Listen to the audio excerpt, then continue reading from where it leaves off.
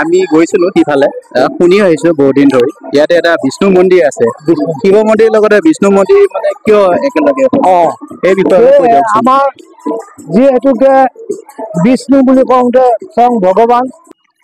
Hi guys নমস্কাৰ মাইছেল্ফ দিকাৰ অন্য এটি ভিডিঅ'লৈ আপোনালোকক স্বাগতম জনাইছোঁ। মই বৰ্তমান উপস্থিত আছোঁ মৰিগাঁও জিলাৰ জাগিৰোডৰ ওচৰত জাগিৰোডৰ ভকতগাঁও দলঙৰ নিচেই ওচৰতে এইটো পাহাৰ দেখিছে আৰু এইটো হৈছে কুমৈ পাহাৰ আৰু এই কুমৈ পাহাৰতে আছে মহেশ ধাম মন্দিৰটো। আজি আপোনালোকে দেখিছে একদম মেলা সদৃশ পৰিৱেশ। আজি একচুৱেলি মেলা নহয়, আজি যিহেতু শিৱৰাত্ৰি সেয়ে ইয়াতে মেলা সদৃশ আপোনালোকে পৰিৱেশ দেখিছে একদম এইফালে দোকান পাহাৰ মিঠাই দোকান বহুত দেখিছে আপোনালোকে। এইফালে দেখাই দিয়ে এইটো হৈছে মহেশ ধামৰ মেইন গেটটো। আপোনালোকে দেখিছে মহেশ ধামৰ মেইন গেট। মই ইয়াৰ ভিতৰলৈকে এতিয়া যাম, গতিকে আহি থাকক আপোনালোকে মোৰ লগে লগে। দেখিছে আপোনালোকে এইটো হৈছে নতুন গেট বনাই আছে। ইয়াৰ সন্মুখতে আপোনালোকে ইয়াৰ মিঠাই দোকান দেখিছে। ইয়াৰ পৰা প্ৰায় 200 মিটাৰমান যাব লাগিব চাগে, সম্ভৱ 150-200 এনেকুৱা কিবা এটা হ'ব আৰু আমি এতিয়া ওপৰলৈকে যাম, গতিকে আহি থাকক আপোনালোকে। হাই গাইছ, আপোনালোকে দেখিছে ইয়াতে বহুত ভক্তৰ সমাগম ঘটিছে। তলৰ পৰা বহুতখিনি উঠি আহিব লাগে, ভাগৰ লাগিছে বাৰু অলপ আহোঁতে। দেখিছে আপোনালোকে বহুত সৰু ল'ৰা ছোৱালীৰ লগতে বয়োজ্যেষ্ঠ বহুত মানে শিৱ ভক্ত বহুতে আহিছে ইয়ালৈকে। এইফালে এটা ধুনীয়া প্ৰাকৃতিক সৌন্দৰ্য দেখিছে আপোনালোকে। দেখিছে আৰু দুটা ৰাস্তা আছিলে, কিন্তু যিটো নেকি সৎসৰি ৰাস্তা আছিলে দিছে। Thank U.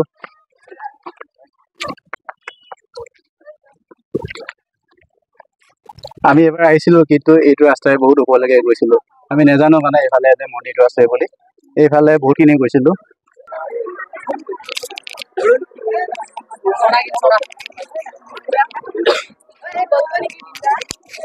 হেল্ল', চিনি পাইছেনে নাই? কি খবৰ? মই ঘৰত সোমাই আছোঁ তোমাৰ লগত। কিবা ক'বা? কোৱা কোৱা কোৱা, কেমেৰা অন হৈ আছে। কৈ দিয়া। অহা নাই, আহিব শিৱৰাত্ৰি চাবলৈ আমাৰ মহেশ ধামলৈ। ঠিক আছে। চিনি পাইছেনে? আমাৰ শ্বৰ্ট ফিল্মত এক্টিং কৰিছিলে, নাপায় এখন চাব আপোনালোকে, মেইন ৰোল। ঠিক আছে।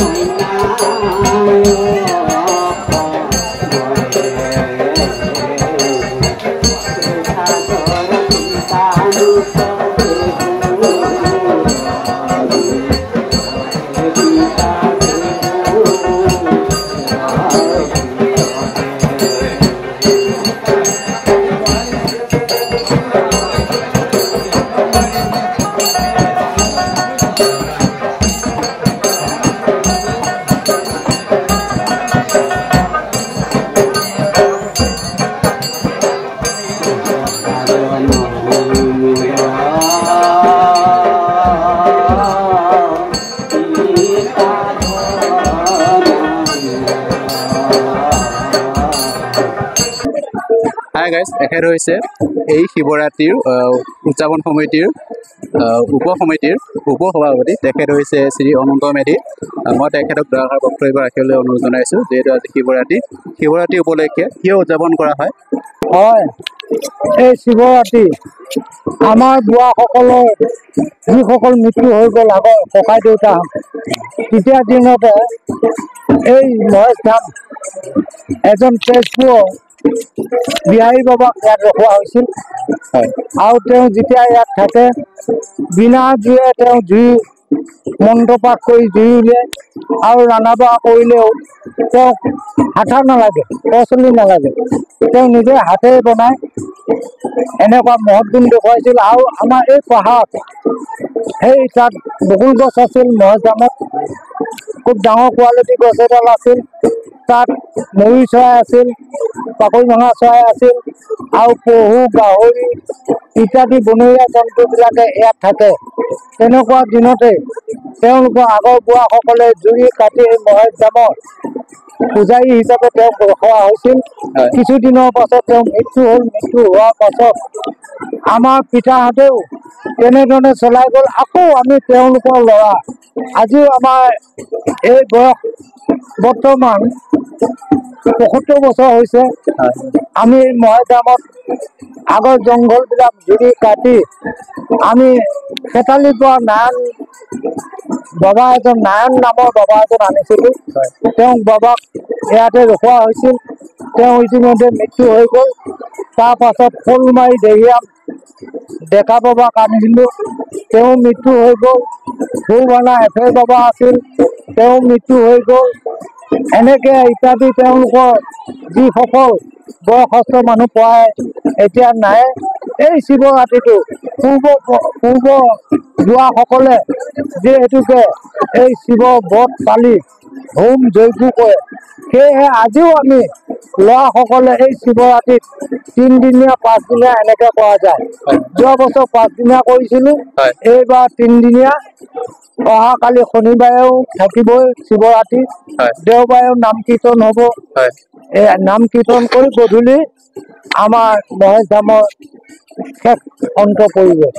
সেয়েহে এই ৰাইজক আপোনালোকে দেখিছে, আমি ৰাইজক বিনামূলীয়াকৈ এই উৎসৱত খোৱা বোৱা যোগান দিওঁ আৰু চৰকাৰৰ ফালৰ পৰাও আমি আপত্তি বিপত্তি দি তেওঁলোকৰ পৰা অলপ চলপ সাহাৰ্য পাওঁ আৰু চান্দা বৰঙণি তুলিও আমি এই মহেশজামৰ ভক্তবৃন্দসকলক শুশ্ৰূষা কৰা হয়। এনেধৰণে এতিয়ালৈকে 2024 চন হ'ল।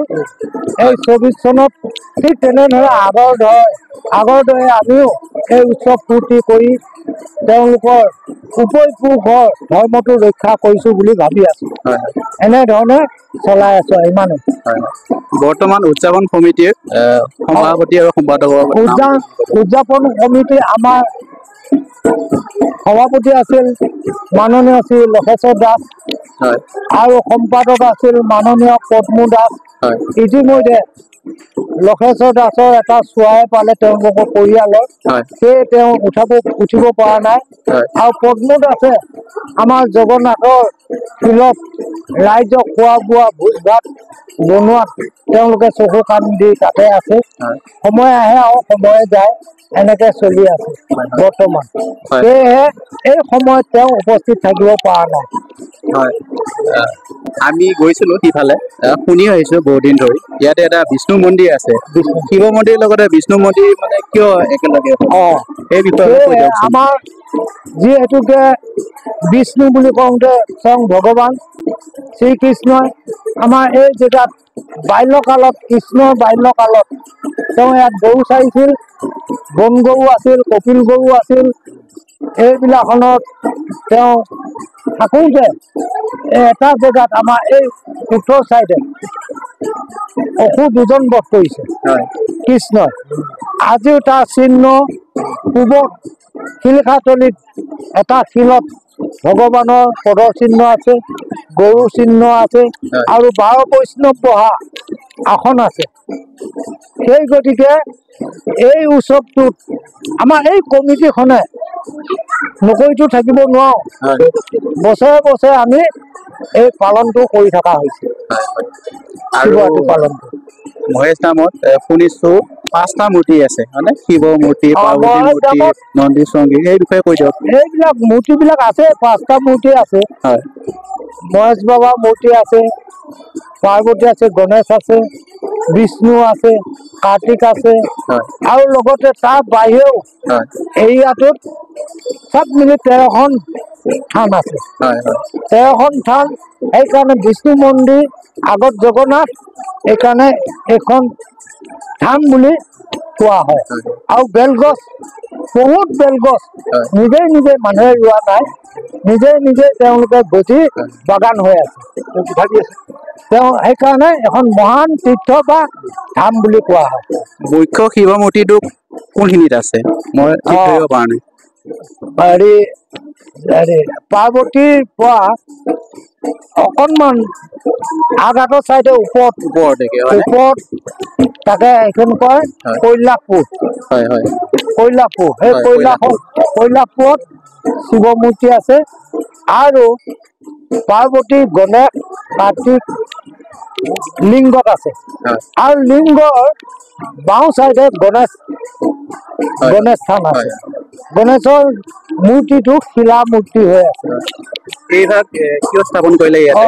এই ভাগ এজন ঠিকাদাৰে তেওঁক বস্তুবোৰ দেখি কমিটিক আপত্তি কৰিলে মই এনেকুৱা এটা বস্তু বনাই দিব খোজো আপোনালোকে যদি কমিটিয়ে বনাব দিয়ে বনাই দিম বুলি তেওঁ শিৱ আৰু নন্দী ভেঙি গৰুটো তেওঁ নিজ হাতে টকা পইচা খৰচ কৰি বনাই দিয়াত ই এখন তীৰ্থ হৈ পৰিছে বৰ্তমান সুবিধা হৈছে যিহেতু ভক্তৰ সমাগম ঘটিছে ভক্ত সমাজে চাকি বন্তি দি যদিও তাত বহুত ভক্ত আছে অহা যোৱা কৰাত অসুবিধা হয় ইয়াতে মানে চাকি বন্তি দি বুঢ়া বয়সস্থ যিসকল মানুহ যেনে তেনে উঠিব পাৰে কৈলাশত উঠিব নোৱাৰে তেওঁলোকে এই নামতে সেৱা ভাগ লয় ইমান ওম শিৱ শম্ভু কৈলাশপতি হৰি হৰ মহাদেৱ গুৰু ব্ৰহ্মা গুৰু বিষ্ণু গুৰু দেৱ মহেশ্বৰ গুৰু সাক্ষাৎ পৰম ব্ৰহ্ম তস্মৈ শ্ৰী গুৰুৱে নমঃ নমো নম শিৱ বাবা প্ৰসন্ন হওক কৰি মায়ক নিদান আপোনাৰ মহিমা আপুনি বেকতকৈ জীৱক কৰা পৰিতান এই শিৱ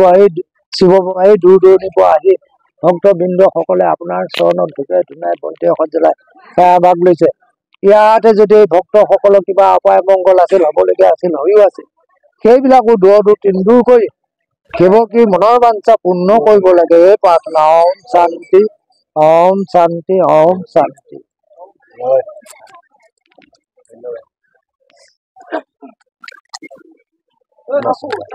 বাবা হৈছে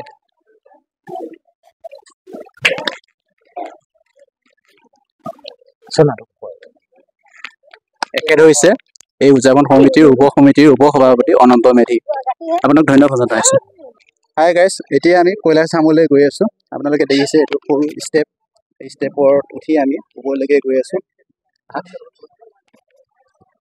এটা শিলতে ষ্টেপ এটা কাটি দিছে পৰিচালনা সমিতিয়ে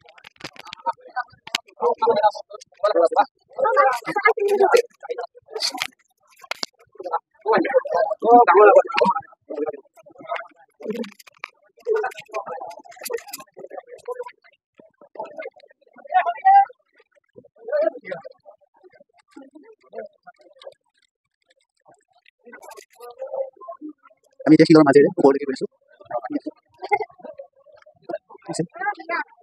আহি আছা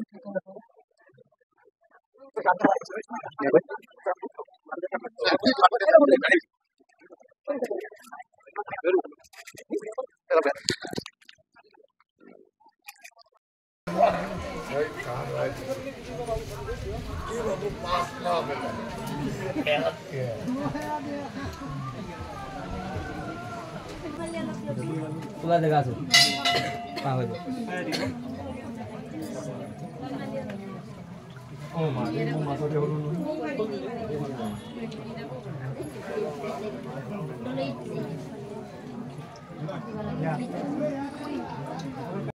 যদি ভিডিওটো চাই ভাল পাইছে তেনেহলে ভিডিওটো লাইক কৰিব কমেন্ট কৰিব শ্বেয়াৰ কৰিব আৰু লগতে আমাৰ চেনেলটো ছাবস্ক্ৰাইব কৰিব আজিলৈ এৰিছো বাই